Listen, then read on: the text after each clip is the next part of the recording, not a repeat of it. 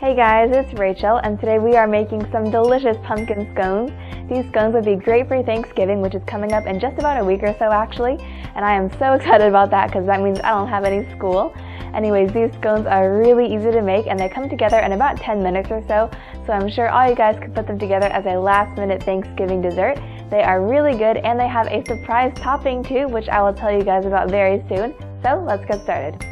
First, you're going to need 2 cups of flour.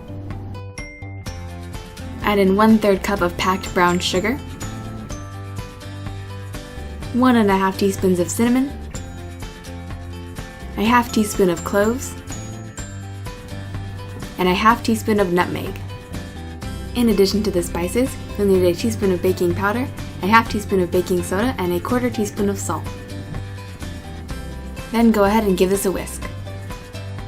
This is kind of a copycat version of the Starbucks pumpkin scones, so if you love those, you'll definitely love this recipe. Now you can see I have a stick of cubed very cold butter. You want the butter to be nice and cold so you can cut it in. And you can see I'm just breaking up the cubes a little bit more.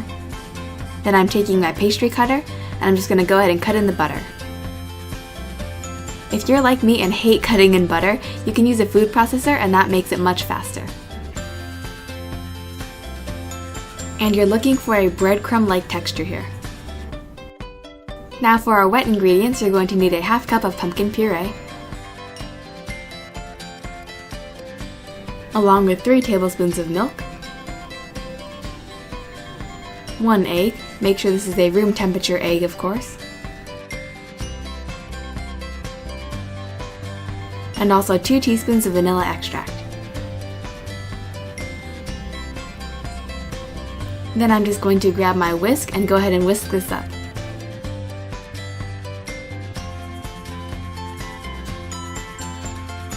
Eventually you should get a nice smooth pumpkin-y mixture like this. Now I'm just going to add the wet ingredients to the dry ingredients. And I'm going to use a spatula to go ahead and mix this in. Scones tend to have a very dry dough, so don't worry if it doesn't seem like a lot of wet ingredients. And because it's much easier, I decided to use my hands here. Try not to overmix your dough. You should still see these little streaks of butter in it, and that's going to make for a nice flaky scone. Now I'm going to take the dough out onto a floured work surface. And since this dough is really soft, I'm just using my hands to pat it out. Once the dough is about 1 inch thick, we can start cutting out our scones. Here I'm using a cute 2½ inch scallop cookie cutter, but feel free to use a regular circle cutter as well. And it really helps to flour up your cookie cutter, that way the scone dough won't stick so much. You can try to re-roll the scrap dough, but the re-rolled scones will probably be a little bit tougher since the dough's been handled more, but if you hate wasting it like I do, feel free to cut out more scones. And now for that secret ingredient topping I mentioned earlier, here I am using some Cinnamon Toast Crunch. I know it sounds really weird, but it actually is nice because it's cinnamony and it's also crunchy, which makes for a nice topping.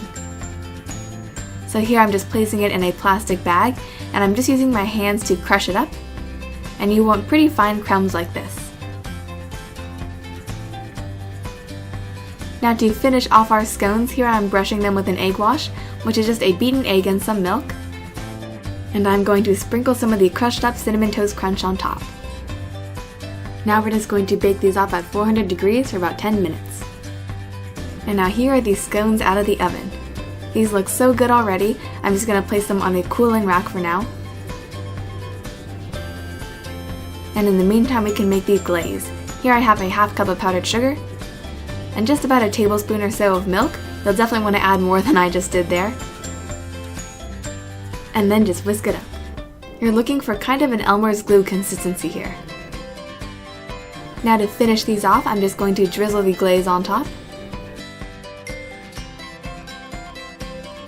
And to top it off, a little bit more Cinnamon Toast Crunch for some extra texture.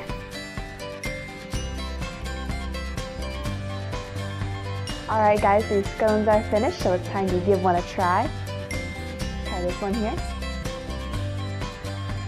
You guys, these scones are so good. They are especially good served with some milk, but you really don't need the milk because they're actually nice and moist on the inside. not like a lot of scones that are super dry and crumbly. These are really good, and I love the cinnamon toast crunch on top too. I think it gives it a really nice texture and also that cinnamon flavor, of course. Anyways, thanks so much for watching, guys, and I'll talk to you all very soon. Bye, guys.